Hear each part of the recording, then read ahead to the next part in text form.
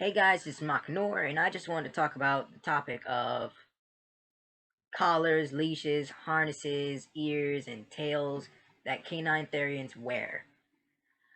To me, I was asked to do this video, and I've been holding off on it because, I really didn't know how to put the words into like the most, neutral, all around appealing way, but I'm just going to give my general opinion on it. To me, personally speaking, I don't see the point of wearing a collar, a leash, or a harness if you're a wolf Therian. If you're a wolf or any other wild or feral canine stereotype. Because to me, the collar, the leash, and the harness, it symbolizes domestication. It symbolizes basically subjugation. And, you don't see a wild wolf wearing a collar or a leash. And, a lot of people like the only time I can even think of a wolf wearing a leash or a collar or whatever is because of researchers putting it on the wolf for research purposes. But to me, collars, leashes, and harnesses symbolize domestication.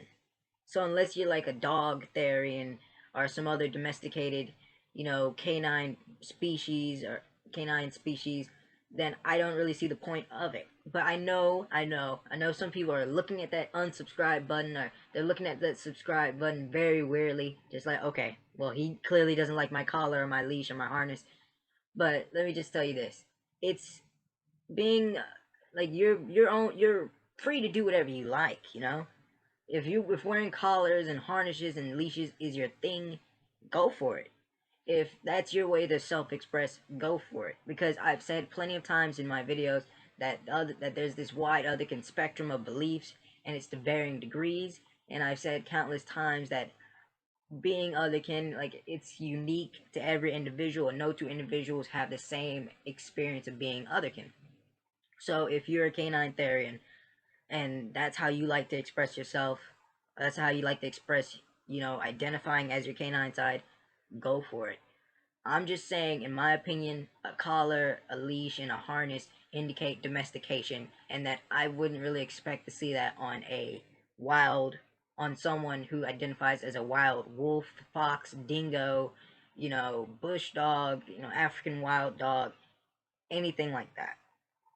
I mean, I expect to see it like on a dog, but on a dog Therian or something, or a domesticated version of the Theritype, but not really them. As for ears and tails, I could understand that as a form of expression of one's stereotype or one's canine stereotype, but I think it's important to know where the tails are coming from, and I think it's important to know where the tails are coming from because a lot of times, sometimes like people just hunt wolves for their pelts and their fur and their tails, and they sell them online. Then you have a wolf Therian buying that, and to me it's really counterproductive. A wolf is being killed. A wolf could have potentially been killed for the sake of its skin, for its fur and its tail, so you could wear the fur and the tail because you identify as a wolf. It sounds really counterproductive to me. So it's important to know if the tail and the fur has been harvested from a naturally dead wolf that died of natural causes and not hunting, or a wolf, or it's just a pelt passed down or something like that. But you have to know where it's coming from. And to me, I never did like the appeal of like little fake ears and stuff. I never did personally. But if that's your form of self-expression, that's okay.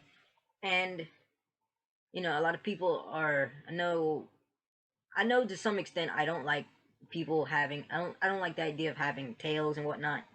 But at the same time, I like the idea because it's not it's not something that's so outrageous and outlandish and strange. Because in many cultures, you'd have skinwalkers, berserkers, and you'd have shamans and other tribes that and tribal people and natives from various parts of the world that would wear the fur of animals and whatnot to sometimes take on the characteristics of the animal.